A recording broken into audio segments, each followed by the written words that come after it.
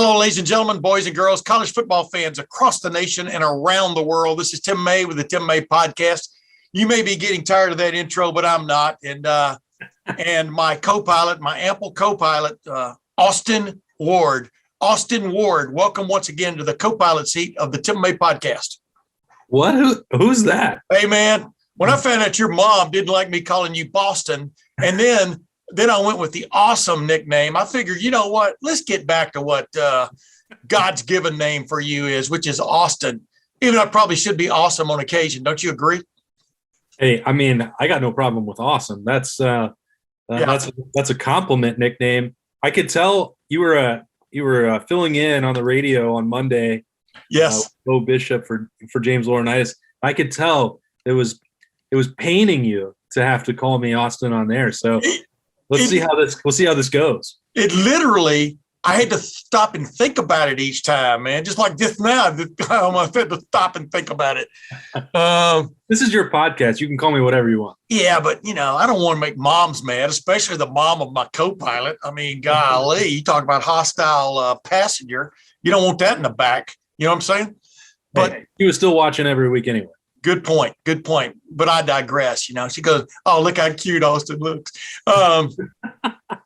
Real quick, not much to. Well, a lot of people think there's a lot to talk about from this past Saturday's game, Ohio State versus Purdue. I think that was about as big a launch as you can get into for the stretch run of the season. So you can think about, and I'm not going to get into very much of people bellyache about Ohio State giving 31 points when you consider what the spread was. I'm talking about not the pregame spread, but the spread was 28-21 points in that game the other day. Yes, I even asked Ronnie Hickman about it after the game. Ohio State's just continuing to rise. Safety Bullet Meister back there in the Silver Bullets defense, if there was concern about a little bit of a slacking off, let down, and basically, he had a good point. The other team's quarterback was pretty good the other day. So were those receivers. But when you win a game by 28, Austin, the example I keep using, if Ohio State had won 38-10, there would be no belly aching. Everybody would be talking about what a sound victory that was. 59-31 leaves people, reasons to scratch their head. And I'm going to say, I was going to say a word that starts with B, but I'm going to use the word gripe, right? This is the first time that I've thought about it this way, but you know how you go through games and everyone says, "Oh, you're going to have a big lead. You're going to be outmatched." Like, don't you think you'll leave some stuff for the offense? You're going to call a game. Like, you're not going to show a lot of tricks on offense. That's the same thing that happened for Ohio State once it got that 35-7 lead and was up by 28 points at halftime. You can also do that defensively. And I know that it's not fun. And I know that there were people that say that I'm making excuses for Ohio State. But if you watch the game and there's no pressure. Well, Zach Harrison just dropped into the flat to go cover a running back, and they have 8 guys in coverage. They're not trying to get to the quarterback. They're trying to prevent Purdue from ever getting a 30-yard gain and scoring in a hurry, which they never had one of those. Yeah, they racked up a lot of yardage. It took a lot of plays. It took them a lot of time, and they only needed a couple stops and a turnover, and the game was over because that offense was scoring at will. So, I say this all the time, and I mean it. If people want to evaluate a game that way and be unhappy with the performance, that's up to them. And I'll probably never change your mind. But, right. As we came out of that game and they're like, "Oh, they're going to ignore the defense." Well, I mean, how critical of it could you really be? I don't think that any of the things that happened to them in the second half, any team that they play for the rest of the year is even capable of doing it. So, I'm moving on from that part, and if other people don't want to, that's up to them. Yeah, as you go through life, awesome. I almost called you awesome, Austin. As you go through life, you're about 2/3 of the way of the life I've already lived. You're going to find that there are people you want to party with and people you don't. You know what I mean? And The more you divorce yourself, like I've been doing over the last several years, from the people I don't want to party with and the people I do, the happier I am. And you're right. The critics, Ohio State has been playing zone defense a lot this year, and there's some tightening that you'd like to see done maybe as the final weeks of this season play off, especially in the zone defense area. kind of reminds me of a doubles tennis team playing together for the first time. You got to learn where, you take that shot, so you don't run into each other. There are all these little analogies you can use, but you're seeing this team grow right in front of your eyes, and it's gotten better. Even on defense, I saw some things I really liked the other night. And because it was night by the time it was night by the time the first quarter was up.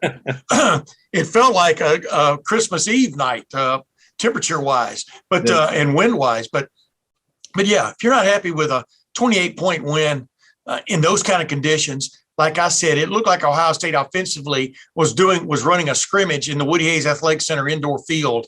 That's how proficient they were in a 10 to 15 mile an hour wind chill probably about 28 or 30 degrees. You got receivers, two of your top receivers are from Texas, the others from California, catching passes from a quarterback from Rancho Cucamonga, California. And they were playing, like I said, they were just having some fun out there. Yeah. It was such a joy to watch. And then TreVeyon Henderson did his thing, and underrated, in my opinion, just based on post-game analysis. Mayan Williams, he had the real workman-like game at running back, averaged more yards per carry, as it turned out, than TreVeyon Henderson did. Broke 100 yards, and good for him, but good for the offensive line for stepping up and getting some things done in the red zone. And before you give me a rejoinder there, I do want to let people know that my guests this week is the incomparable two-time Heisman Trophy winner, Archie Griffin, who's going to speak on the offense and what joy it's bringing to him watching this passing attack, especially in this running back, TreVeyon Henderson, even Mayan Williams, as he points out. And then longtime journalist from the Michigan State area, Jack Ebling, has had a radio show now forever. I've been on it many, many times. As a matter of fact, I think the ratings go up when I'm on there. I'm not sure. Awesome. But excuse me, Austin. But the bottom line is that we talk about Michigan State, and we do bring up the fact that as good as Michigan State has been this year under Mel Tucker, second year under Mel Tucker, Ohio State scratches where Michigan State's defense itches, which is covering receivers on a consistent basis. As much as you'd like to see this be a Kenneth Walker III versus TreVeyon Henderson showdown in the shoe, Ohio State, is going to find a lot of opportunities throwing the ball. Agreed? Well, we might, and there will be a Heisman showdown, but it'll be C.J. Stroud and Kenneth Walker. So, I mean, I didn't call the other one a Heisman showdown. I just called it a running back showdown. But go ahead. I know what you meant, but that's just, yes. If you can't defend the pass, which Michigan State has struggled at all season, you're in big, big trouble against this Ohio State offense. I hadn't looked in a few weeks at just the collective stats for those top three wide receivers now that Garrett Wilson's back and had that day. I just have never seen anything truly like it. And C.J. Stroud, as he continues to gain more confidence, this could be a game where he's going up against – they're not on the field at the same time, but against a team that wants to run and that has a very, very talented running back. This one may determine who goes to New York City and who doesn't. Yeah. The following weeks would still determine who might win it. C.J. Stroud is now the odds-on betting favorite, which tells you just how far he's come in a short time. But, this is a game I think that suits Ohio State very well. I think Michigan State has a more diverse offense. I've said that a few times, that I think that they're a tougher test overall for Ohio State than maybe what would happen in the Big House the following week. But they're a really good team, and it's going to be – I'm really excited for it. The way that this sets up, again, at the end of the year with several big games right in a row, Ohio State's got to earn their way in to the college football playoff by beating good teams and winning when it matters most. And this is what you wait all year for. Yeah. Well, hey, we're going to come back and we're going to chop it up a little bit. Just everything that's going on, including college football playoff rankings, what they might look like this week. Because, of course, this podcast drops on a Tuesday morning. They don't come out until Tuesday night. And we'll look at a lot of other things. But first, I want to get to my conversations with Archie Griffin and then Jack Ebling. But first with Archie Griffin, only two-time Heisman Trophy winner. You can tell by the enthusiasm in his voice how much he really likes this Ohio State offense. And he was on some great offenses in the mid-'70s at Ohio State. That's why he won 2 Heismans behind a great offensive line. But, he agrees with me, man. This is that golden era in Ohio State football, especially when it comes to moving the ball. You agree with that too, don't you, Austin? 100%. All right, well, let's get to my conversation with Archie Griffin. And as promised, ladies and gentlemen, a blast from the past, a blast from the present, really. Still the only two-time Heisman Trophy winner. That makes you quite current, au courant. Archie Griffin, welcome once again to the Tim May Podcast, my man. Well, thank you, Tim. Pleasure to be with you, my friend. You know, I was thinking about this a while ago. You and I are basically the same age, but you look a lot younger than I do, man. What's up with that? Exercise, eating right, genes, genetics, what would you call it? Well, I don't know what it is, but I know you and I both have these great beards just alike, so we're probably both looking kind of old. I think you refer to us as August. We're now August, but I'm talking about what's happening now in November. Speaking of months, and just what's your impression, Arch? You've gotten to watch this team, Ohio State, kind of build itself through the year, have that little setback against Oregon, but come back. But just what's your impression of this Ohio State football team now as it enters what I call the Michigan part of the stretch run? Tim, I tell you what, I am very proud of the way that the Buckeyes have performed, certainly since the Oregon football game. I think we've gotten better every week. A couple of weeks there, it didn't look like we had gotten much better on offense. But this week we came out and really took over that football game. And our offense was just on fire. I mean, I was really, really impressed. Now, my hope, though, is that we can put offense and defense together at the same time, because if that happens, it will be hard for anybody to beat us.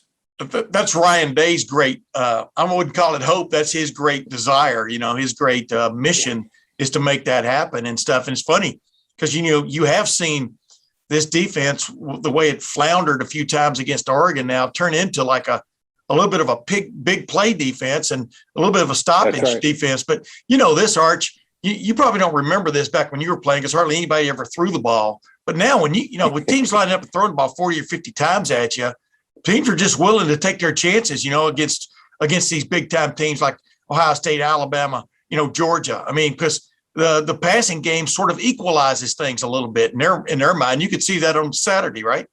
Oh, you really can. I mean, and I tell you what, I was very impressed with their quarterback. I mean, I thought he was outstanding. I mean, we didn't get a sack. At least I don't remember us getting a sack on him at all. He got released the ball real quick, got it to the receivers, and they were running routes that seemed like at times that had us a little confused. We were bumping into each other a few times, and so they had a good scheme going on. But thank goodness our defense, they bent, but they didn't break, and they played extremely tough defense, and our offense just really were outstanding. I mean, just unbelievable. I want to get your take on this, Arch, is that Ohio State just won a Big Ten game against the number 19 team in the country. And they won it by 28 points. And they scored 59 themselves, and there are people out there belly aching about the defense.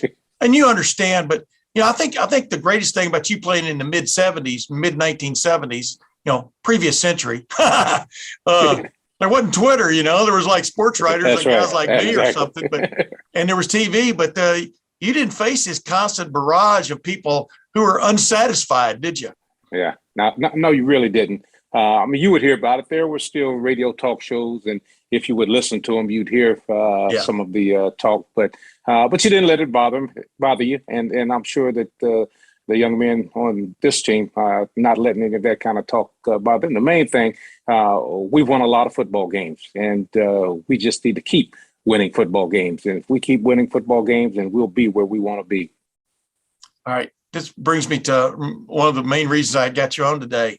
You remember 1974, the game at Michigan State? Tim, I know you. Are you serious? Yeah, exactly. How could I not remember 1974? That was the game that we thought we won, went in the locker room, and the commissioner comes into the locker room and tells us we lost a football game. And Coach A went berserk. So, I mean, how could you forget that game? It was very, very disappointing, and it hurt us quite a bit because if I remember correctly, I think we were rated number 1 in the country at that time when we lost that game. I've had you on here a couple of times before. Was that the best team you were on at Ohio State, or was it, where would you rate those teams you were on there in the mid-'70s? Well, that certainly was one of them. But I tell you, that 73 one of them. team, Yeah, I like the way you said that. Go ahead. that 73 team we had was unbelievable. When you had John Hicks leading the line and Randy Gradishar leading that defense. Yeah, that team was pretty unbelievable. The only thing that kept us from winning that national championship that year was that 10-10 tie that we had with that team up north. Yeah. And that's when we went out and really beat Southern Cal in the Rose Bowl, beat them pretty doggone good. Yeah. And a kind of a revenge game for us because they had beaten us the year before in the Rose Bowl pretty good. So, yeah, that 73 team was pretty awesome. And if you look at the number of points that were scored on that team, you would be amazed because I think they probably gave up maybe on the whole year regular season, probably about 70 points in the whole season. So, I mean, that was just an incredible defense. And our offense wasn't too bad either. No, I mean, y'all steamrolled people. That's the best way of putting it. You steamrolled people. And like you said, like you were talking about, Ryan Day's hoping to find that consummate balance, offense and defense now and really make a run at things. Y'all had it going on from the get-go that year. But I want to get, to 74. Levi Jackson has that ridiculous run up the sideline, against you guys. 88 yards. Yeah. 88 yards. You don't see that done on Ohio State very often. No. And it's funny, that's what I'm saying. This is what makes college football so cool. I know the other levels of football have those kind of plays, but just when you think you got it figured out, something happens, just like ask Alabama at Texas A&M, you know what I mean? And, absolutely. Across the country, saw what happened to Oklahoma this past weekend. Baylor beats them soundly, really, And absolutely. Yeah. Well, I want to ask you this before we get into the details a little bit. Why is that about college football, Arch? Is it because it is 18, 19, 20, 21-year-olds, 22-year-olds? That's exactly what it is. So you got young guys who are outstanding athletes and they play to the best of their ability, and you don't know what you're going to get on any given day. Yeah. And you hope that you get their very, very best, but their opponent's very, very best might be just as good or better than your very, very best. So, I mean, it's a great game. That's why I love it. I mean, you just don't know what you're going to get. You really don't. I agree 155%. Those previous two games before Ohio State thumped Purdue, against Penn State and Nebraska, Ohio State had to kick 4 field goals in each of those games, And right. We were having all kind of problems in the red zone. I mean, just unbelievable. Then this game, it was electrifying. I mean, just unbelievable. Yeah, and there's no figuring that because they're playing against a team that was number 16 in the country in the red zone defense, So, like I said, fans are hard to please, man. I mean, you got to look at those small victories across here. Hey, before we move on from the game, Garrett Wilson, number 5, Ohio State. Wow. I mean, he had a day, right? I mean, as you watch that game, just give me your sense of what he's all about. And number 2, how impressed are you with that receiver core in general? Well, first of all, let me just talk about the receiver core. I mean, we are so fortunate to have that kind of receiving core with all those athletes, with all the ability that they have. I mean, just unbelievable. And then you think James Williams went to Alabama, who was the part of that core last year, and he's the best receiver on their team. I mean, can you imagine what we had at Ohio State? I mean, what we have right now is truly outstanding, but it was even better at times with certainly him. I mean, it was incredible, and it is incredible right now, and I'm enjoying every bit of it because when these guys catch the football, they make things happen. And that's what you want in your receivers. That's what you want in your running backs when they get the ball in their hands to make things happen. And that really makes the whole team look good, makes your offensive line look good, makes your quarterback look good, and the whole works. And we've got that at Ohio State. Very fortunate. Isn't it funny, though, how the fickle finger of fate taps a finger, puts her finger on this guy one week and that guy the next.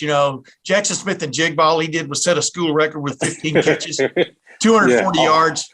That was short. Yeah. But 240 yards a week before at Nebraska. And then here, Garrett Wilson, 5 touchdowns. I mean, all kinds of different ways. It's kind of cool, isn't it? It really is, because the thing is, you don't know who's going to do what. I mean, Right. you know somebody's going to do something, but you don't know who's going to do what. And you look forward to seeing that happen. I mean, some of the moves that I saw made yesterday after catching the football by our receivers, I mean, were fantastic, man. I mean, it's worth the price of admission just to watch these guys catch the ball and make the moves that they make and how they make people miss and the whole works.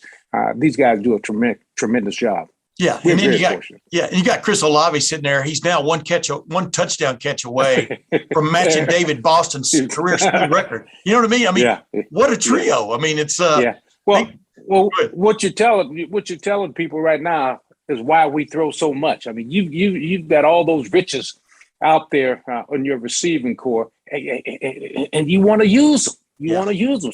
So you know, people complain about us not running the ball enough, but I mean, look what we've got out there receiving. I mean, so you got to use that. But I do understand, and being a running back, that you want to run that football. But if we can keep that thing balanced, it would be fantastic. But I understand why Ryan Day throws the ball the way that he throws the ball, because we've got so much out there that we need to use that talent that we have and let them continue to flourish and make scores for us. They're terrific. Yeah. So, and I don't want to get their head big because we got 2 big games coming up, but I want to make sure that they continue to do what they're doing. You know what's funny though? Those 3 guys, especially, they're about as low key, cool of dudes, team oriented dudes I think I've ever run into at wide receiver. You know, I thought the 3 amigos, you know, with Paris Campbell and Johnny Dixon and those guys, Terry McLaurin, those were pretty cool dudes. But these guys are they're just different. I mean, it's to get a collection of players like that and then them be as team oriented-ish, for one of another term, they're patting each other on the back for making plays. You know what I mean? They're not over there pouting. That's hard to find in quote skill guys, isn't it, Arch? That's exactly right. And again, I mean, I keep saying we're fortunate, but we are to have guys like that who are willing to do what they can for the team. Yeah. And the great thing about it is what they do for the team is phenomenal. Yeah. Hey, what's the biggest improvements you've seen CJ Stroud, first-year starting quarterback, redshirt freshman, didn't play it basically at all except a couple of plays last year. Of course, one of those was a nice long run for a touchdown against Michigan State that COVID year, but he never threw a pass last year. But what's the biggest improvement you've seen from him? And it doesn't have to necessarily be throwing the ball that you want to say, but what have you seen grow in him the last many weeks?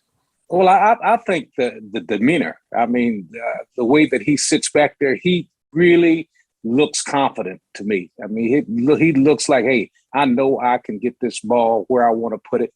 And he just looks like that he's going to do it. He's got that confident demeanor that makes you feel like he's going to get it done. And I like that in him. I really do. Yeah. You know, I texted you after TreVeyon Henderson beat your former freshman single game rushing record of 239 yards your freshman year against North Carolina, I think it was. And, you know, you had a great tweet back about how you think this kid's going to be fantastic, you know, and I relayed that to him. But, you know, think back to that, Arch. I know you've thought about it a million times. That was the first year in a long while that freshmen were eligible when you played that year in 72. Right. And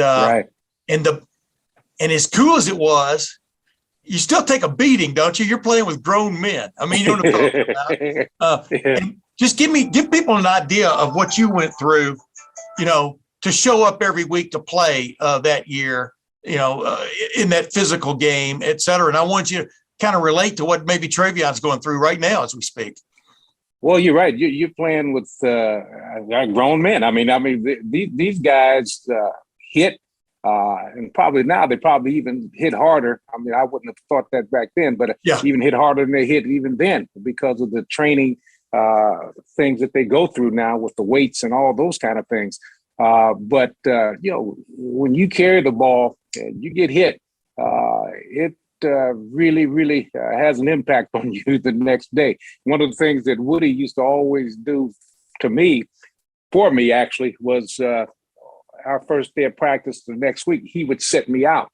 He would not let me do a whole lot of running because he wanted me to get my body together. Yeah. And I'll never forget that because I was surprised that he would tell me to sit out of practice on Tuesday.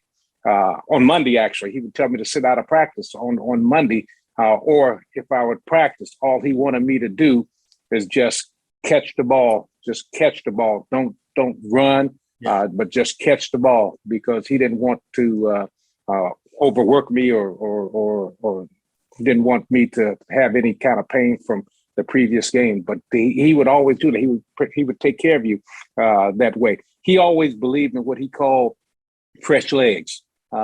He always felt that if we had fresh legs, that we would be able to compete at our highest level. And so that's what he tried to do. He tried to save us, not only me, but other players too that did a lot of running or took a lot of hits. He set us out and just let us do mental things, practice mentally and not do anything real physical because he wanted us to freshen up our bodies. And that's important. A guy like TreVeyon, I'm telling you, he's going to take hits. His style of running, he makes people miss, but he also delivers the blow. And when you deliver the blow, you're going to get some of it too. So it can take its toll. But I love the way that young man runs. And I got to tell you, Tim, I'm looking forward to this weekend to be able to see him and Kenneth Walker third on the same field together. I tell you, it's going to be exciting. It really is. I know TreVeyon probably won't get the touches that Kenneth Walker the third's going to get, but when he touches it, I think he's going to make the most out of it. That's what I was going to get to that with you in just a second because that's his highlight matchup as there is going in this game, But Tim, those are two of the best, if not the best, two running backs in the country from what I've seen. Yeah, in my opinion. So it's really an exciting matchup. Yeah, and it's cool how things come around, right? You think you're getting away from even having running backs, from the standpoint of, right. Ohio State. They've got a fullback. They just don't call him that, anymore. Mitch Moss, that tight end number 34, but they just can't bring themselves to call a guy a fullback anymore. But sometimes you need that guy, and sometimes you need that guy, that guy to dot the I and run at people, and that's what TreVeyon does. I wanted to ask you this, though, Archie. You're sitting there, and you watch him like the other day against Purdue, knock off that big long run after that fumble recovery. I think it was 53 yards or 57 yards. Right. Wait, do you live vicariously through a back sometimes when you see a moment like that where that all he saw was daylight and he exploded through it?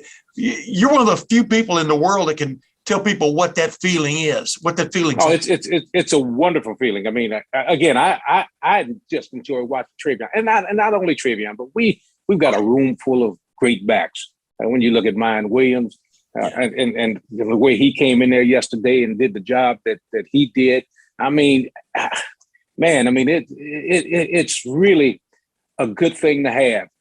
But TreVeyon, when you see him run, you see the moves that he makes, the way that he makes people miss, the way that he hits the hole, the way that he can run over you. He's got the full gear. Whatever you need, he's got it. Yeah, he's got it.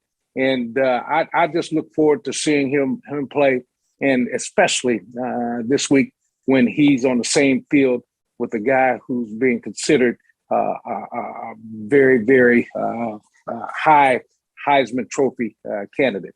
It's going to be interesting to watch them because, in my opinion, I think TreVeyon as well is a Heisman Trophy candidate. He might not have the number of carries this year to get it, but his style of running, the way that he does his job, he's got that ability. He's got that ability. And this young man, Kenneth Walker, I'll tell you, to watch him play in that Michigan game, he was unbelievable. And those two guys on the field together this weekend, it's you can't miss it. You got to see it. Yeah. I was going to say, Eddie George in 1995 had his Heisman moment against it in that Illinois game when they came from behind. But then, he broke, set the school single game record that Trey Sermon finally broke last year in the Big Ten championship game. But, there are games that set you apart, aren't there? And Kenneth Walker III clearly had that a couple of weeks ago against Michigan. Oh, no question. I mean, he really had what they call that Heisman moment. Yeah. Now, whether he gets it or not, I mean, that's another story, because it looks like the quarterbacks are the ones leading most people's. They're the ones leading in most people's opinion. But being a running back, I do look at running backs very closely, and certainly he's got the ability to win a Heisman Trophy. And I would say the same about TreVeyon. You and I are both Heisman voters. You earned your way. I just kind of inherited mine. But by the way, I know I've asked you this before. I'm going to ask you again on the record just to refresh it. Do you get 2 Heisman votes or just 1? Hey, Tim, I only get 1, but you know what? The more these Ohio State athletes are jumping up in the poll, I wish I had 2. Exactly. Because they cancel each other out, right? I mean, that's what happened right. last year, a couple of years ago with Chase Young and stuff. But I wanted to ask you this, Arch. In your opinion, what makes a guy Heisman worthy? In your opinion, I mean, obviously you got to have the performances, or you don't even get considered. Right. Did you? Not, because you've never given up your vote, like who you vote for, et cetera. But I wanted to ask you, in the final analysis, what swings it for you? It's how the person performs along with his team, how he helps his team, how valuable he is to the team. And he's got to be a difference maker. I mean, is he a difference maker? Is he somebody that is going to win a game for you, or his team can count on him to go that extra mile to get it done? It's got to be a difference maker. And that's what's important to me. He's a difference maker, and he's a great teammate to his team members. As you think back to Kenneth Walker III against, as you call him, the team up north, I can call him Michigan, but I know you're part and parcel to where you are, where you came from. You know how your bread is buttered, so to speak. Yeah. What sets Kenneth Walker III apart? What makes him different from what you've seen, just in brief terms? Well, kind of the same things that I said about TreVeyon. I mean, I've watched Kenneth Walker, make people miss. I've watched him run past people. I watched him run over people, and he's taken it the distance. Yeah, and it's kind of the same things that I said about TreVeyon. That's why I'm so interested in seeing them on the field together and watching how they perform on opposite teams. I mean, it's really going to be interesting. I'm looking forward to that matchup. I really am. Yeah. You've been around for a while now, and including that 74 game against Michigan State. Michigan State has upset the Ohio State apple cart. Oh, my gosh. That's the only team Tim, that's the only team I lost to in the Big Ten when I played at Ohio State. Yeah. Michigan State. Only team. Why? What is it about some teams that give other teams bugaboos, man? I mean, not every year, but every now and then, like 2015, 2013, the Big Ten championship game. Right. I mean, 2015 here when that storm came through and suddenly Urban Meyer and the offense, they lost their way. Ezekiel Elliott's sitting there and he doesn't get enough care. You know what I'm talking about? What is it about about certain teams, Arch? How would you explain it to people? Well, you can't explain it because it's just something about them. They're in your craw, and you got to make sure that they don't ruin your season for you. But you've got to be aware that they're talented and they're capable of ruining your season for you. So you can't let it happen. Basically, is what I would say. You just can't let it happen because they're good enough to do it. I mean, they're a top 10 team. They're as good as anybody you're going to play. Yeah. So you got to make sure that on that day that you are the best that you can be to make sure that doesn't happen. It's going to be a good game. There's no question about it. Oh, yeah. I guarantee you it's going to be a good game. And Mel Tucker, man, he's one of those up and coming dudes, man. I've known him for a long time. You remember when he was on Jim Tressel's staff, and I think he's Yeah. very talented, dude. I think most people have to agree with that now, right? Oh, absolutely, absolutely. I mean, he's pulled this team together. It's been unbelievable. I mean, they've had a great run. I mean, they lost that game to Purdue, but believe me, they will be ready for the Buckeyes. No question about it. Come to think about it, any team we play going to be ready for us. That's because exactly. They know that we can make their season. It is weird when you play for a program like an Ohio State or an Alabama, maybe Georgia now. You know, Georgia off and on has been damn good, but when you're walking in there and you've got this target on your back that really raises other people's games, oftentimes, right? I mean, you understand. I mean, it's kind of like being Mike Tyson when he was a champion. Finally, Buster Douglas knocked him out, but it took a while for somebody to do it. But you do feel like you're getting the best punch from these guys, right? Oh, you're gonna get their best shot, absolutely. And the thing is that you got to make sure that you keep them quiet quick or do something quick to make sure that they don't get that confidence that they can knock you off. But this is a team that's talented enough to do that. Yeah. So we've got to be aware of that and know that when we go out on the field, we got to give them our best shot so that they don't get up on us. But it's going to be a good game. I'm looking forward to it, Tim. I know you are. I can tell, man. You're probably already camped out right outside the stadium. Absolutely. Right outside your suite. No, I'm just joking. Last question. Well, we talked about running backs a while ago. I've always wanted to ask you this. I never got around to it. 99 times out of 80 times out of 100, you're going to get tackled. You know what I mean? Mm-hmm. You're going to get hit pretty hard. What separates guys like you, TreVeyon, Kenneth Walker III, Keith Byers, Eddie George, right on down the line of great backs that have been in Ohio State, Zeke Elliott? What separates you guys that makes you want to cut up into the line one play and get 3 yards, but you just think, man, that next time the daylight's going to take me 10 more or 100 more? What's that little thing y'all have got wrong in your head that most people would say that's crazy? Well, I don't think what we've got wrong in our head. It's confidence. It's confidence not only in your own ability, but confidence in the ability of the people that you're playing with, knowing that they're working their tails off to open up a hole for you, and knowing that, you've got to be accountable to them by getting to that hole and making sure that you get the most yardage out of it. It's a team thing to me. I mean, everybody accountable to do a job and everybody expecting each of those teammates to do what they're supposed to do. And I counted on my linemen at Ohio State to open those holes for me. And they counted on me to get through those holes.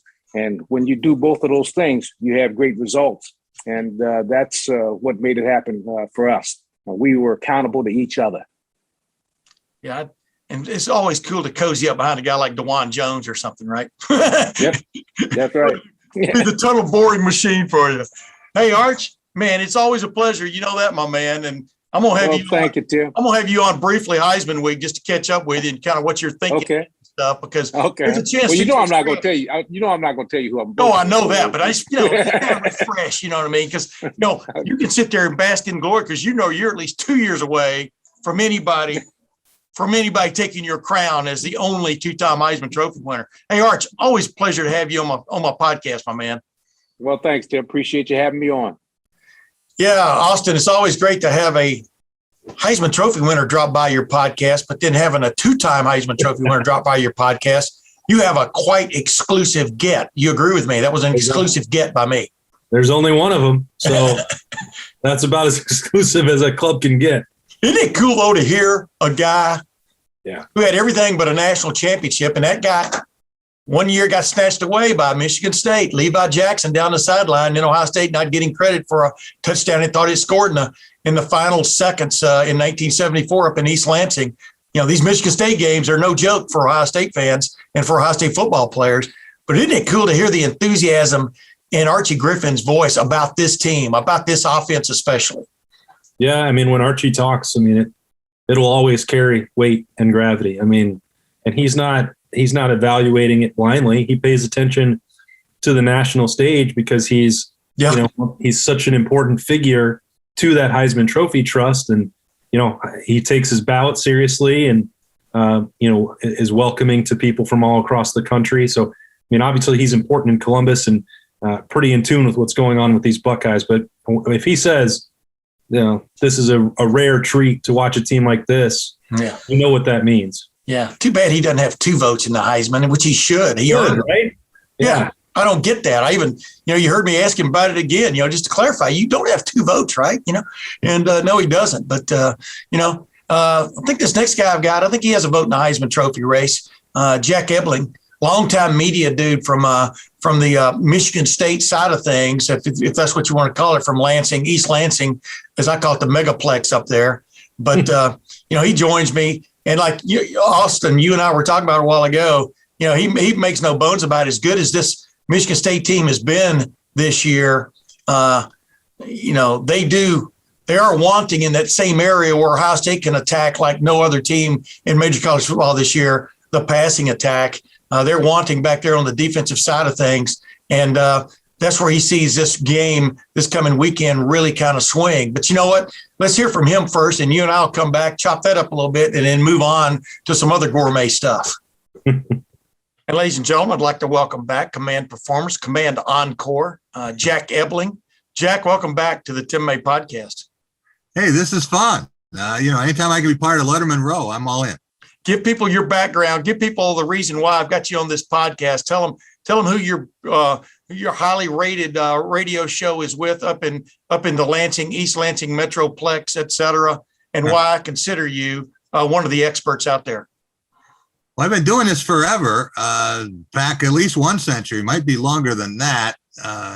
Just saw my 53rd straight Michigan State game, so that tells you how old I am. But we have a show here, The Drive with Jack, afternoons on the Spotlight Radio Network, and podcasts all over the place, and a Sunday night television show on Fox 47, Press Pass, and I'm working on book number 9, Tim.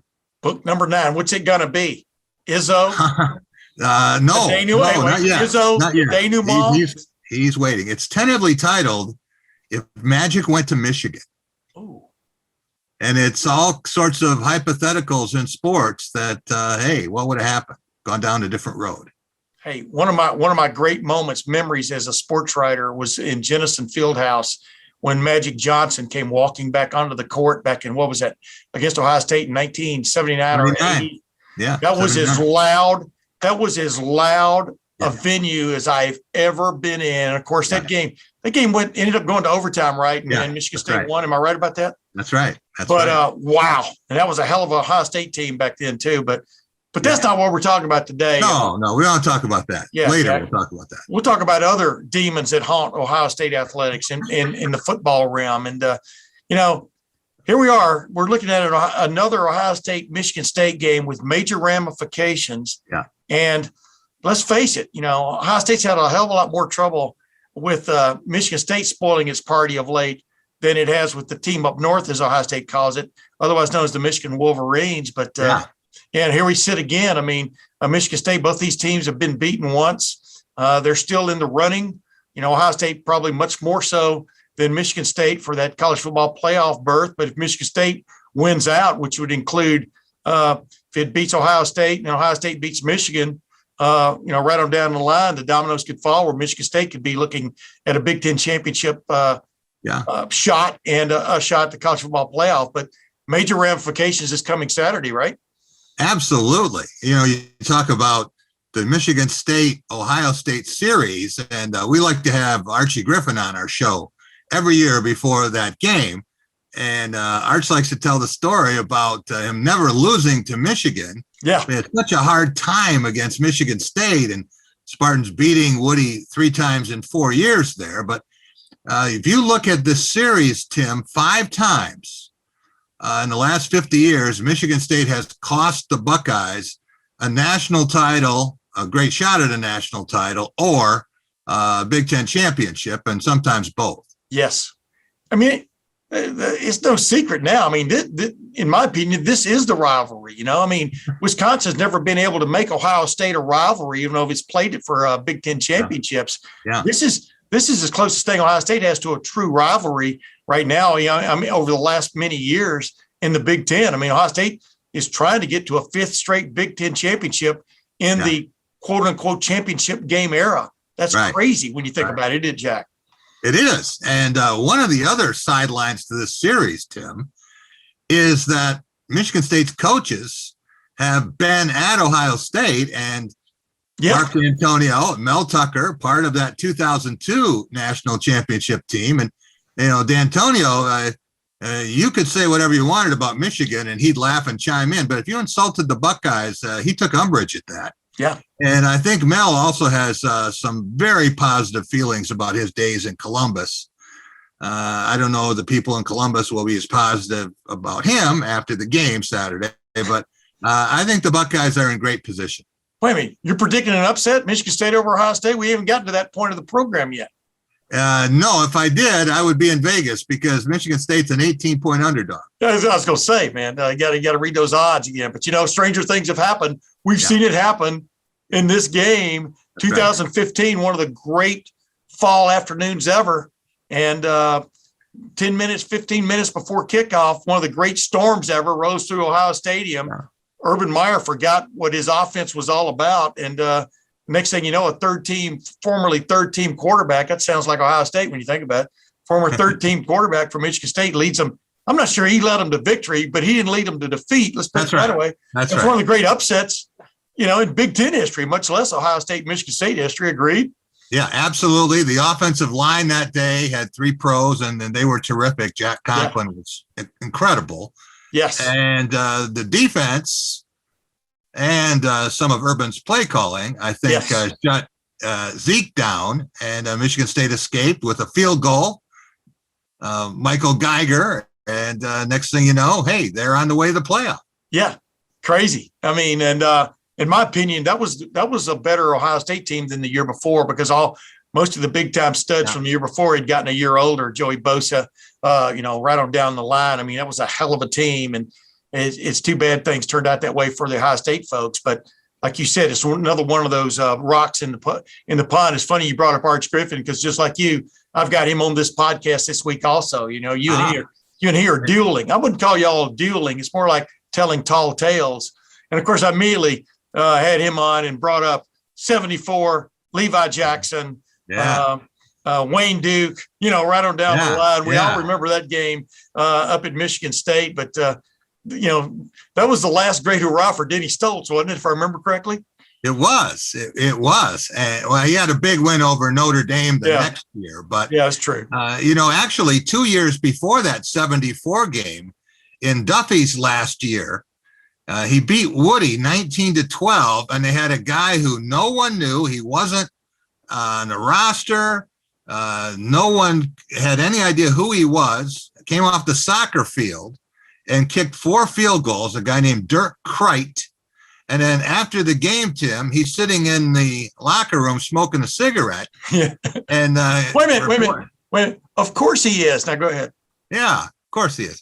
And one of the writers said to Duffy, "Hey, Duff, do you know what your kicker's over there now just smoking a cigarette?" Duffy says, "We have a new rule here that anyone who can kick 4 field goals against Ohio State can smoke whatever he wants." Whatever he wants. That's the key phrase there. Well, I don't think he was thinking about what you're thinking about, but a cigar or early mid-70s, man. You never know. Early mid-70s. Duffy may have been ahead of his time. He was getting out of town, but at the same time, like Devaney, at Nebraska. But bottom line is, it's how would you explain it? Because talking to Arch about it, this is the beauty of college football is you never know who's going to come out of the cracks, out of the woodwork, and beat you, or what team is going to come out of the woodwork and beat you. And for people to think, look around, it's almost like that's part and parcel to the game anymore this year. Look at Texas, they just got beat by Kansas. First win. It's crazy what happens, isn't it, Jack? In the great game of college football. Tim, Texas might be the only program in the country as arrogant as Michigan. Yeah. So there are a lot of people here don't like Texas. Yeah. But it wasn't just Duffy and Woody or Denny and Woody or D'Antonio and Urban. A lot of people think back to that 98 game. Yeah. And Coop had a really good team. Yes. And Saban rolled in there, and Ohio State led that game 24-9, and Michigan State was punting. Yes. And then Michigan State got a fluky bounce off of a blocker on a punt and scored the next 5 times it had the ball. Yeah. As I like to say, Burke kept throwing passes at Plaxico Burress and stuff till they finally stuck, They finally figured out Plaxico Burress had about 8 inches on Antoine Winfield, hey, go there. Yes, that's what I'm talking about, Jack. That's the other point. They're not over till they're over. These games. These are 2 heavyweights. They're going to keep swinging on Saturday again, right? They definitely are. And you think about that game afterwards, Larry Lage and I were laughing that we saw Cedric Irvin down there digging up all the turf and sticking it in his pants. And I said to him, "What are you doing?" He said, "People don't win very often here. I'm going to take some of this field with me." Wow. Yeah. Remember back when football, well, y'all still have grass up at Michigan State, don't they? Yeah. Yeah, I was back in the good old days when everybody sort of tried to have grass. Let's put it that way. It just didn't take, man, after they, especially after they sank Ohio Stadium and then raised the sides, just not enough sunlight was getting in the door, so to speak. But hey, real quick, let's just jump right into it this year, though. Number one, Mel Tucker, he's one of my favorite people of all time. I've told you that on your show many times. I love being a guest on your show because I feel like I can freewheel it a little bit, but still don't curse, which is good for me and you. But Mel's one of those guys, man. You better take him serious because he is quite the serious guy. I find him very amiable, but he is so intent on achieving, on success. The places he's been, the guys he's worked with Nick Saban a couple of times, and then having the audacity to leave with Kirby Smart, leave Alabama to go to Georgia with Kirby Smart, which really didn't sit well with Nick Saban, right on down the line, and taking that Colorado job, and then having the wherewithal to, after 1 year at Colorado, going, hey, there's a big time program in the Big Ten that I've been to, I know about, that you can win. I know you can win there, and boom, he ups and leaves and goes to Michigan State. Just give people an idea of what your take is on Mel Tucker. Well, I think anyone who has been hired 3 times by Nick Saban has a lot to recommend him, but also working for the senator in Columbus. Yeah. And, what he did in Georgia. But I don't think Mel Tucker would have gotten the Michigan State job if it hadn't been for Nick Saban. They had the audacity to call him and say, you don't want to come back, but who would you recommend? It didn't take him long to say, well, you got the guy. You just got to get him away from Boulder. Yeah. And at first he didn't want to go because the timing, D'Antonio left them February 12th. And, you can't look at your recruits and straight face. And they just raised a lot of money for a building there. And Michigan State wouldn't take no for an answer. Came back and doubled his salary and said, you want to really be here where people don't want football, or do you want to come to the state of Michigan where you can try to be king? Yeah. So that's a story, and so far so good. Hey, wait! You left out a big part. You left out a big part. 3 weeks later, COVID, and now you can't practice. You can't even be with your new players. Recruiting is cut, whatever. And no, you're exactly right. But I want to tell you something, man. We've talked about this on your show. I mean, cutting edge. He and his staff are cutting edge on this new wave of college football, which is transfer portal, getting players in there, flipping your roster. Nobody flipped their roster more than Michigan State did over the last 12 months. I think you agree with that. And it needed flipping. Yeah. But I mean, think about this, Jack. Kenneth Walker III to be on that Wake Forest team, which was looking pretty good a month or so ago, and still looks pretty decent. I mean, I don't know if they let him go. He wanted to go, but wow, you just think about the college football is so changed now from what it was 5 years ago. It's crazy, isn't it? Yeah. Wake Forest didn't see what he was. They had a different theory, and he wasn't their kind of running back, which was just fine with Michigan State. And You know a lot about Heisman Trophy winners, but no one in history has ever scored 5 touchdowns against Michigan until he did. And he leads the nation in yards after contact. He's not getting it because of a great offensive line. It's really a one-player effort. And Michigan State, instead of being 9-1, they'd probably be 5-5 if he wasn't there. Oh yeah. But those are vital pieces. When you're building a team, you've got to have the difference makers. Yeah. That kid, he's not a kid, he's a man. Yeah. That man's a difference maker. And Mel Tucker saw that and jumped at it. I know just being around him, I understand what it's all about, and then you got a quarterback, I'm not sure Thorne is a big time player, but I think he's a really good, serviceable, good quarterback. And then you've got 3 receivers sitting out there who have actually all 3 played well, just like Ohio State's got 3 good receivers. Yeah. I would still take Ohio State's 3 over those 3. Sure. But I take Ohio State's 3 over some NFL teams. Yeah. But Jaden Reed, Jalen Naylor, and Trey Mosley, those are pretty good players with big time stats as we sit here and speak, a few days before Ohio State plays Michigan State. But I think Michigan State will score on any team it plays. Yeah. And it wouldn't surprise me if it got up to 28 or 31 or 35. The problem is you play Ohio State, and this Michigan State pass defense is ranked 130th in the nation out of 130. It's a long way from being 129. Boy, wait a minute. You just whatever. We were sitting there having a little feel-good moment, a little salve for Michigan State fans, and you just cut straight to the bone, didn't you? I did. You're exactly right. This is a team that just got beat by Purdue, which threw the ball over the lot against Ohio State, but only scored 31. But go ahead with your diatribe there. It's excellent.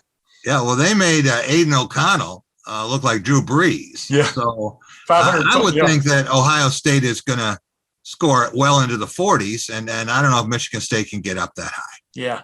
It was stunning, though, the stat in that game, Purdue and Michigan State. I think Aiden O'Connell threw for 530 something yards or something. 536. Yeah. But 240 or something of the yards of that passing yardage was yards after completion, yards after contact, whatever you want to call it.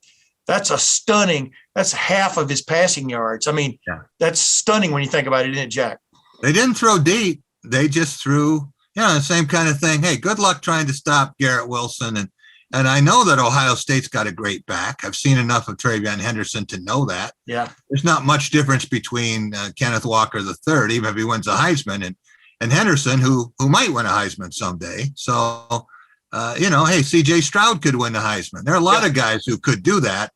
But Ohio State has so many offensive weapons. I don't know how you slow them down. Yeah, and what a showcase game. You just brought it up. I mean, you've got 2 legit Heisman Trophy candidates. If you look at all of the or most of the experts, and you look at the odds coming out of Vegas and wherever else they come out of, C.J. Stroud and Kenneth Walker III are right there in the conversation, big time. It does promise to be quite the showcase, doesn't it? It does. But, I think the biggest difference between these teams, Tim, even more than Michigan State's inability to stop a completed pass, expectations. Yeah. And Ohio State always plays with high expectations. Michigan State, before the season, USA Today ranked the 5 worst Power 5 programs. Michigan State was one of them. Coming off a 2-win season, the Vegas over-under was 4.5. And no school has ever beaten its 4.5 win projection earlier than Michigan State did. So now it's got 9.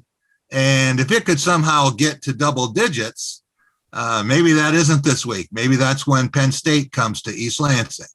And if it could somehow get to 10 wins, that's pretty incredible stuff for a second-year coach. You know why that is, though, Jack? You and I've talked about this on your show once. I don't know if you remember, but I'm going to use another analogy. That's because a lot of people, when they peruse college football programs, et cetera, like you said, preseason, they're like driving a car, but the car's got all rear view mirrors on it. They don't see what's coming. Or they don't see what even road they're on sometimes. And like I was talking with Mel about this at the Big Ten, Big Ten Media Days. I mean, he, like we just spoke of, he transformed his roster. That doesn't mean all the pieces are going to fall together. But here's the thing. He felt really good. You could tell he was legitimately had these legitimate feelings about this team back in July about how well he thought the pieces had come together in the locker room. Yeah. I'm talking about the individuals meshing with one another. Forget about playing the game of football. And but here's where people discount him. He's been in locker rooms where pieces have come together. He knows what that dynamic is all about. Right. You know, and like I told you when he first got hired, I think he's going to recruit his rear end off. You know, who knew that a lot of their recruiting was initially going to be in the transfer portal. You still got to get convince guys that this is the place for you, you know, and you've got to also in the same light, figure out, do they really fit where you are? Even they may be really good, but they may not be a good fit, or do they fit where you want to go offensively and defensively? I think he and his staff have done a remarkable job in that regard. I don't think that his program will ever recruit at the Ohio State level because there are only a few that can, but I think that he will recruit much better than Mark did.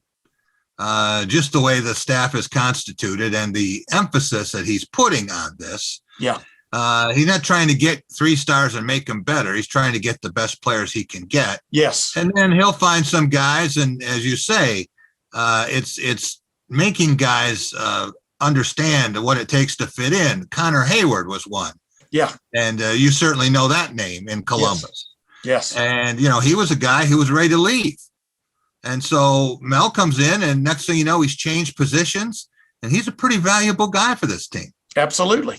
Absolutely. That's a great example. I mean, Cam Hayward's little brother. I mean, it's like he comes from great genes, man. I mean, great football family, et cetera. But you're exactly right. But the thing is, a lot of times, and I think Michigan State is an example of this, even though they've only lost once. It's hard to get that championship defense in a year, put all those pieces together. But talk about the transfer portal. Who's Alabama's top threat at wide receiver this year? A guy named Jameson Williams. Yeah. Who was on the Ohio State roster last year. He would probably still be in the same position on Ohio State's roster this year as he was last year, that fourth guy, because these other 3 guys are really good. But look what he's done for Alabama. Look at Justin Fields. 2 years, 3 years ago, he was at Georgia. Meanwhile, he leads Ohio State into the playoffs 2 straight years, and the second one into the national championship game. I mean, right? Look at Ohio State's kicker this year, Noah Ruggles. He hasn't missed a field goal. Yeah. Kicked 4 in 2 of the last 2 games. Kicked 4 in each, and so valuable over that little bit of a lull for Ohio State offensively. And you just gotta make sure those guys are the right fit and bring them in. I think that Mel Tucker is a great example of where that's going. I want to ask you this: what is your sense of Saturday? Like you've hinted pretty strongly about it.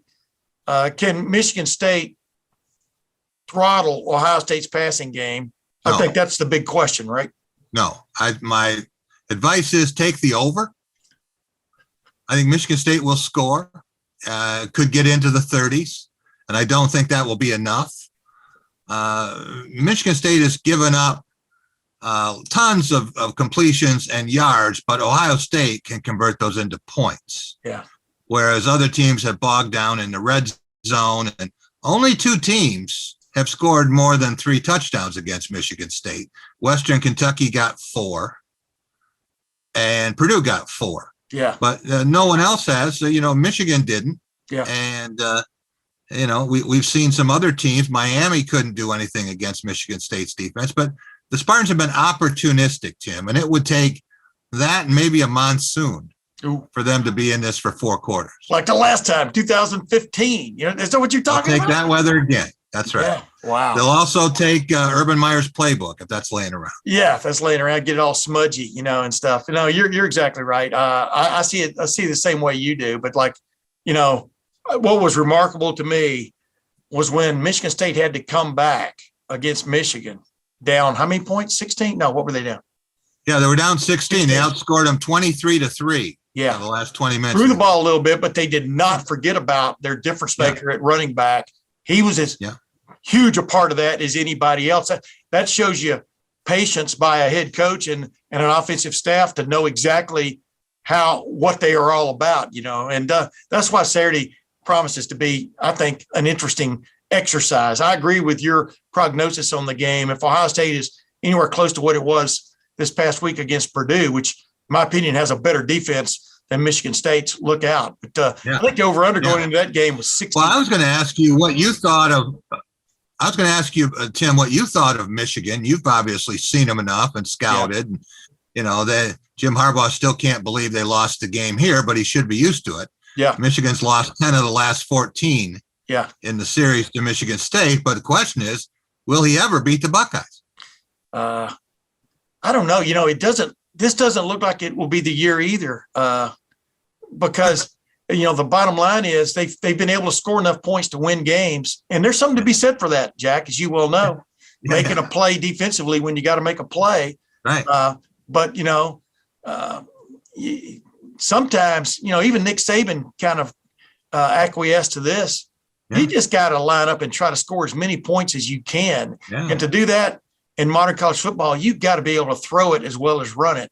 Right. And you got to be willing to throw it. You know, I mean, I keep saying you don't have to just be willing to throw it. You've got to throw it, you know, and I'm not sure their passing attack can go toe to toe with Ohio State's, just like Purdue. That Aiden O'Connell, man, he can sling it. And, but they couldn't match Ohio State. You know, they had a couple of gaffes that put them behind the 8 ball there, and they never could make up that difference. Right. And I see a very similar thing 2 weeks from now, or a week and a half from now in Michigan Stadium, but the game will be in Michigan Stadium. I warned people at the beginning of the year, and that people were asking me, what's the game that, you know, you think could give Ohio State some real problems? And I said, there are two of them, 2 road games at Nebraska, where you've got a coach and a team desperate for something positive. And you saw what happened there. And then at Michigan, where you've got a coach desperate to prove that he can take this team over the hump. And the humps are Michigan State and Ohio State for Michigan. And people can talk about it every kind of different way they want to, but that's true, correct? Well, yeah, and I would think that Michigan is going to beat Maryland this week in College Park, but stranger things have happened. Yeah. If that happens, then Michigan will have a regular season record of 10-0-2, 10 wins, 0 losses, and 2 that were stolen by the officials. Yeah. Oh man, we stole a little zinger in there, Jack. That's why I like talking to you, Jack. Everybody's had games. I'm telling you what, you can have a clinic. You could get a clinic tape from Ohio State's Purdue game when they called Jeremy Ruckert for holding on that deep pass to Chris Olave. By the way, Chris Olave's 1 touchdown catch away from tying David Boston for career touchdown catches at Ohio State. That's how meaningful this was. One of the great passes you've ever seen Ohio State quarterback throw into the wind in Ohio Stadium. And basically what he did was he pancaked that overrated Karlaftis kid, just took him to the ground. And meanwhile, you can show these stop action videos of Ohio State's pass rush continually of guys' jerseys getting pulled and arms and no holding calls. And you're kind of going, wow, you know, what is up, right? What is up? Well, it'll be interesting when they play Michigan, because Jim will be working the officials just like any NBA coach has ever done it, like Red Auerbach did. So yeah, you see what I'm doing there? Yeah, I like that. He was that short, you know. Well, no, he wasn't. JT Barrett, next play, man. Curtis Samuel untouched to the end zone. They're still whining about that play in Ann Arbor. We call them the whinerines. That's what I said. You got to, when you drive that car, you got to forget about the rearview mirrors. You got to look straight ahead and deal with what's coming at you. It's probably a deer standing right in the middle of the road. You know what I mean? Yeah. But then, hey, Jack Ebling, thank you once again for joining the Tim May podcast, man. I've enjoyed it. Anything you want to get off your chest before I let you go? No, we're good. I'm going to try to get you on here in Lansing, so people who want to see us again, we'll give them another shot at it. You got it. Hey, Jack Ebling, thanks again for joining the Tim May podcast. We'll see you Saturday. Yeah, I always enjoy my conversations with Jack Ebling, and he and I have a good time when I'm on his radio show. I'm going to be on there, I'm sure, at some point this week. Drive time with Jack. Take that there. Yeah, but you know, when you're talking those out of town radio shows, I kind of let it all hang out a little bit more than I do maybe locally. Maybe I should let my hair down in these local situations. What do you think? Wow. Yeah.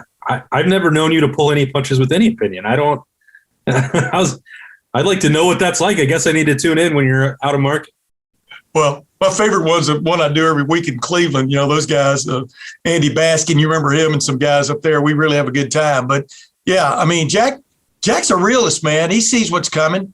If Michigan State can't stop Chris Olney, Jackson Smith and Jigba, and definitely not the last but not the least, Garrett Wilson, could be a long day in the shoe for them. But there's no doubt about it, man. When they needed a comeback victory here to stay on track or to, kind of erase the idea that they were just a one-punch pony, they turned to their running game. Kenneth Walker III delivered a Heisman-esque performance, 5 touchdowns. The only player ever to score 5 touchdowns against Michigan. That's crazy when you think about it. But, they're not going to go away from him probably no matter what, unless he gets to be really outrageous on Saturday in the shoe. You got to see that too, right? I mean, this guy is special.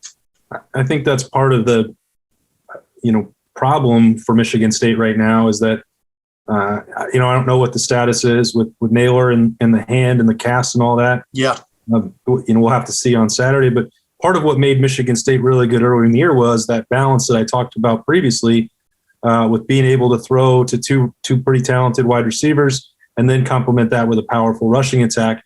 And once you remove one part of that equation, and what they do best now is, relying on Kenneth Walker and that offensive line, is that, once they fell behind because of their pass defense against Purdue, it's really difficult for them to make it up. Now, that game stayed relatively close, relatively competitive down the stretch because they're solid. But that's really, to me, the difference between when you're looking at Ohio State giving up some passing yardage and touchdowns to Purdue and what happened to Michigan State. Purdue's going to throw it on most teams. Yeah, that's just the way it's going to work. They have an accurate quarterback and one of the better wide receivers in the country. That's just going to happen. Ohio State is in a position where they don't have to stop someone every single time because their margin for error is much wider than it will be, or than it was even for Michigan State a few weeks ago. So, that's, I think, the issue for them, to try and trade punches with Ohio State's offense for 4 quarters. And that's a tall order for anybody. And especially if you're not going to be able to defend the pass. And I just think, defensively, it'll look a lot more like what Nebraska and Penn State, those games where if you're trying to run on Ohio State and Ohio State knows that you're trying to run, you don't generally have a lot of success that way. So I'll be curious to see how that plays out by the end of the week. But this, to me, not to jump too far ahead, Tim, it sets up pretty well for Ohio State to win this one, in my opinion. Yeah, I agree. And but boy, don't overlook Michigan State. No, I'm not saying you. I mean, history tells you don't do that. They can come in with a 3rd-string quarterback like they did in 2015 and pull one of the great upsets. I mean, there's no reason for that team to beat that 2015 Ohio State team 9 times out of 10, but they beat them 1 time out of 10. And that's what mattered on that day, as you well know. In my opinion, I don't know if you agree, that was a better Ohio State team than the year before, just in my opinion, because a lot of the younger guys had matured and just one second half, just slip up, just like in 1998. There's no way that Michigan State team beats Ohio State, 10 times out of 10 with Nick Saban. They're down 20 to 9 or 21 to 9 and come back and win that game. But it happened. And it's funny how Michigan State's the team that kind of does that more than anybody with Ohio State, isn't it? That's why, those years that you mentioned flow and roll off the tongue so easily for Ohio State fans. Yeah. They're really painful. They know what those teams were capable of and what was taken away from them. You mentioned the third one, back there for Archie Griffin and 74. Those games are never forgotten for good reason. They were hard to believe. And it's that exercise that no Ohio State fan ever wants to go through. What's the most painful one? Like the Iowa and Purdue games from 17 and 18, the Band-Aid was ripped off. Like it happened and it was inexplicable, but the pain was just so drawn out and methodical and slow moving for 2015. I remember waiting for that, that game's closing down in the 4th quarter. And it's like, wait a minute, is this really going to happen? Like, how could this happen? And then you're just thinking back all the things that went wrong along the way, and it's like, well, I guess it makes sense, but I don't believe it. I mean, yeah, I know Zeke was in the hospital for a couple of days, but 13 carries, it's just like those things you don't forget, because it's like, I don't know, stressful, to cover, painful for fans to watch. Like it's, I understand why there's never a time when Michigan State is on the schedule, even when they're down and a 3-win team, like they will play Ohio State so hard every single time because they've got that to draw on. Hey, we know we can do it. Yeah. This team is actually talented enough where you would look at it and say they will have Ohio State's attention either way, but especially because they know what's at stake and what Michigan State has done in the past against them.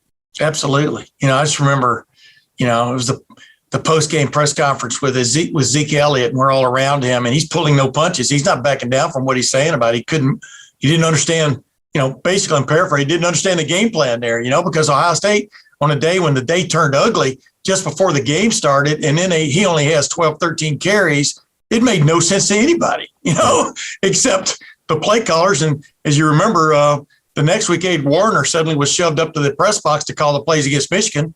And they got their act together and had a great victory at Michigan, but it was too little too late at that point, But that's the thing about that's the thing about this season in college football. Take nothing for granted. Texas gets beat by Kansas. Second or third string quarterback?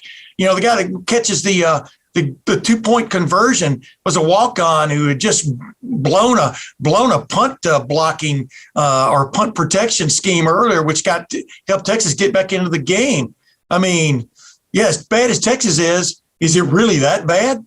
No, sometimes everything conspires against you. But you know what? Also, when you give up 50-something points, you probably deserve to get beat, right? Yeah, I know that people aren't tuning in to hear us break down Texas, but I think that's an example. It's a reminder that something that we say all the time, that it's hard to win college football games, and that nothing can ever be taken for granted in this game. It's volatile because of the youth of the guys that we're talking about playing, and everybody has motivation to beat these big powerhouse programs. Now Texas has certainly tried its best to sacrifice its standing among the blue blood programs over the last few years. And it is incredibly hard to comprehend that they spent $24 million or whatever it was to replace Tom Herman with a knockoff version of Tom Herman, who had already failed as a head coach elsewhere. But that's not my business. They can settle that out with those famous UT regents down there. But you have to show up every single week in this game. And Ohio State got a reminder of that against a much better team way back in week 2. And Ryan Day said this, you don't get to roll the helmet out with those Buckeye leaves on it and you're automatically going to beat every team you play. It doesn't work that way in college football. So those reminders, they'll come up. I guarantee you that they'll talk, even though they're playing Michigan State and their focus will be on some of those other games, like somebody will bring it up in the locker room that Kansas beat Texas. That will come up. Well, it should. I mean, as Texas has gone from a blue blood to a bloodletting. I mean, it's just it's really been hard to watch this year. And, but if you grew up in Texas like I did, it's kind of fun too. I'm sure you don't mind at all. Hey, your beloved mom and dad live right down there just south of Austin, in Green. Well, actually, in that little, I call it one of the great belts in America there of just, wow, great living. And like I said, when you lived in Texas, you either loved Texas, which meant you probably went there, or you hated Texas, which was everybody else. And that's kind of, I'm sure there's a lot of people in the SEC. I'm not sure who has. They're dropping this down there in that house in Green. That's yeah. I did that in Texas A&M Stadium a couple of years ago when I was down there for the Alabama game. One of those times when I thought retirement was really going to be fun. Hey, let's get back to this game, though, real quick in this regard.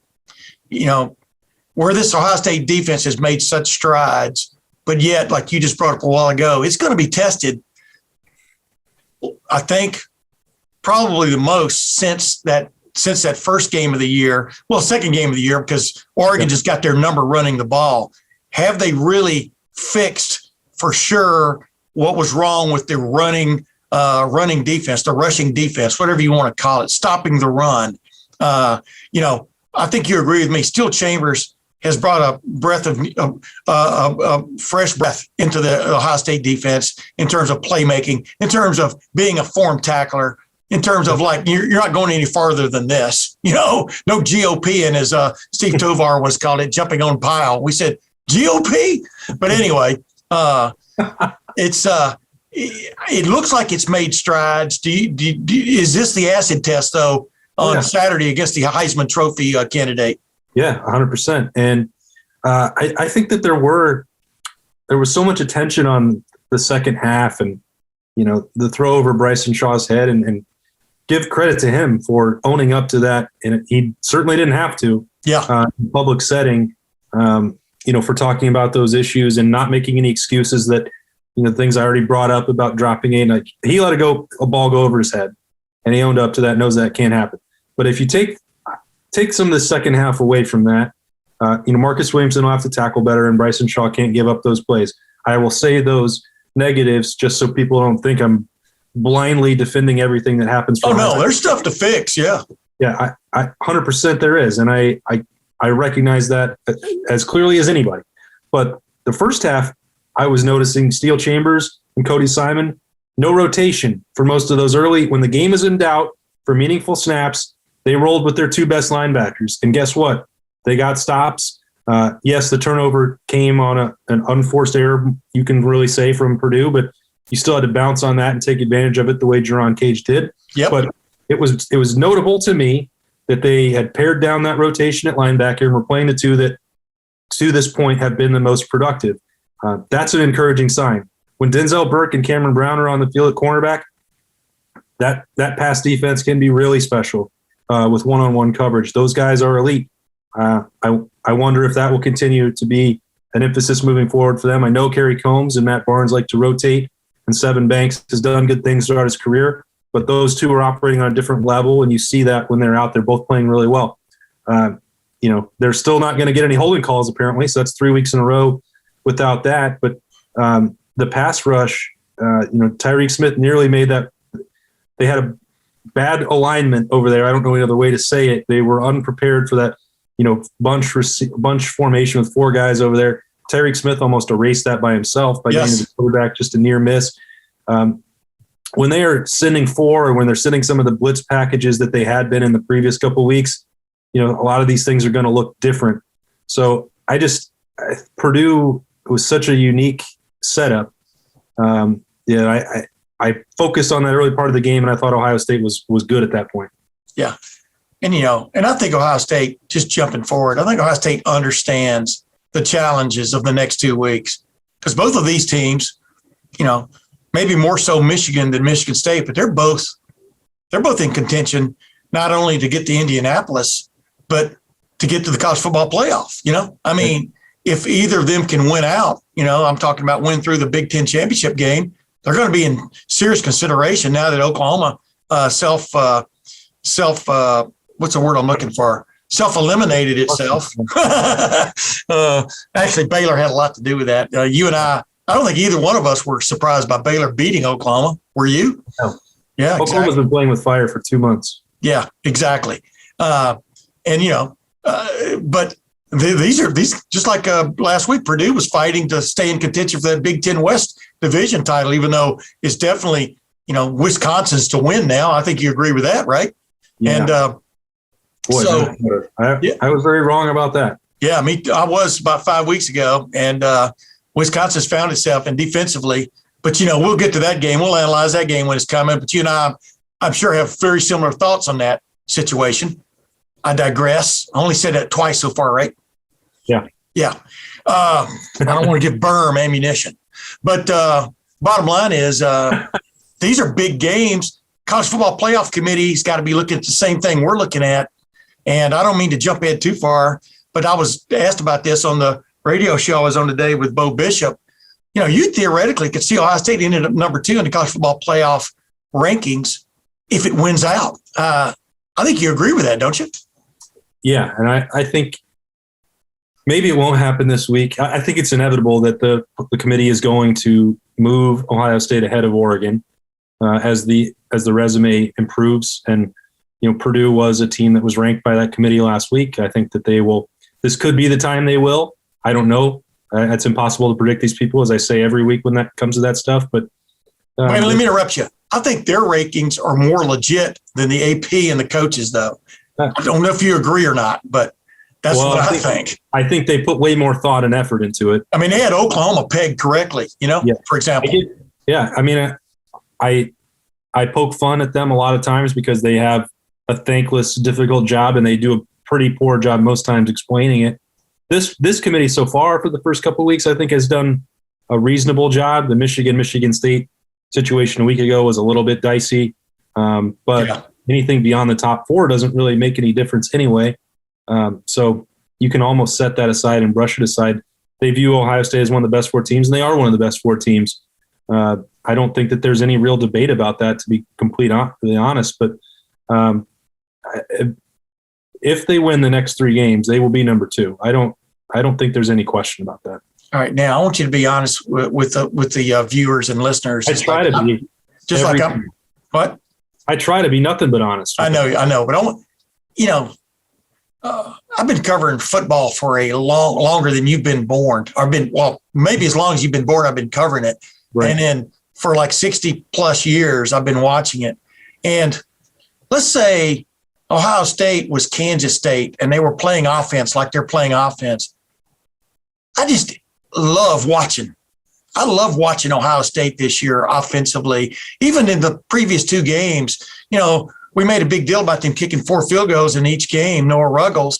They were in red zone. They had the possibility of blowing those games up to be bigger. Like I always said, there was a better chance of them winning 50 to whatever against Penn State than there was what the final score was. Same against Nebraska, because they were down there. They were knocking on the door, But it is fun to watch an offense of this caliber, right? And a quarterback who every week is learning. You can see him learning a little bit more, getting much, much more comfortable. As I said, driving this sports car. It is fun to watch that, isn't it? No matter whether you're a sports writer or a fan out there. Yeah, I mean, we're watching some stuff happen that has never happened. Yeah. I mean, every week, Garrett Wilson gets 3 receiving touchdowns and a rushing touchdown. A week after Jackson Smith and Jigba has 15 catches for 240 yards. There's a freshman quarterback in his first year starting in the Big Ten who has 3,000 yards and 30 touchdowns in 9 games. You have, TreVeyon Henderson with whatever he's got now, 16 touchdowns as a true freshman. The things that they're doing, a returning, projected first-round draft pick at left tackle moved to left guard. And, I could just – everything that's happening with this offense is like storybook stuff. And I think you'd have to be a really imaginative fiction writer to even come up with what? Would they believe that there's going to be 3 1,000-yard receivers and a 1,000-yard rusher on the same team? Is that too much? Are we pushing the envelope? I mean, you got to have appreciation for what's happening here. And I hope that everyone does. See, one of those books you'll maybe find on the on a Costco bargain bin or something, or Sam's Club or wherever you buy your books. It's like a story / record book. Just think about it. Chris Olave is 1 touchdown catch away from equaling David Boston's career record of 34. One. And you know how much I was pushing for that this past. I was almost begging for it, wasn't I? And then to see that, you had the Holy Buckeye to Michael Jenkins from Craig Krenzel back in 2002, which people talk about still today. Well, that pass into the wind by C.J. Stroud, I think that was his favorite pass of the day, the way he talked about it, the holy moly Buckeye. Yeah. And to see it called back for a bogus, really, holding call. Like I said, Orlando Pace was somewhere out of his seat going, you got to be kidding me. That was a pancake block, But that's what we're seeing. We're seeing, like you said, a record fall almost every week in some form or fashion. Archie Griffin losing his single game freshman rushing record to TreVeyon Henderson. And the thing about TreVeyon is, he had some tough going again on occasion on Saturday, but he is a threat to take it to the house every time he touches it, and there is daylight. And wow, that's just that one run would be worth the price of admission for some folks. I know it was for Archie. Yeah, it was incredible, and really looking forward to another big game and high stakes opportunity where Ohio State will be wanting to bring their best, and it's senior day festivities and college game day Saturday noon. I mean, we filmed this earlier in the week. I mean, I'm already excited for it to be Saturday. I mean, this is the best time of year. Yeah, sit back and enjoy it. As I keep telling people, there are always things that can be better.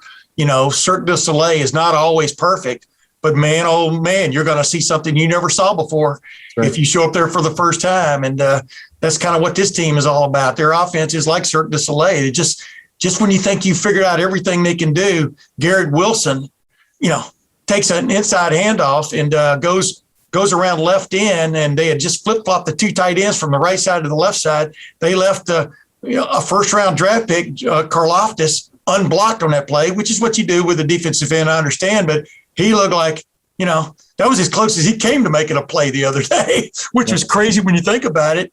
How many times have you seen an Ohio State team do that? Garrett Wilson, what a show. Who's going to step up this next time? It was Jackson Smith and Jigba the week before that, right on down the line. You never know who the star is going to be. But, hey, Austin Ward, formerly known as Awesome Ward, and who will be known as Awesome occasionally just by mistakes that I make as 67 years old. Thanks for joining the Tim A podcast again, my man.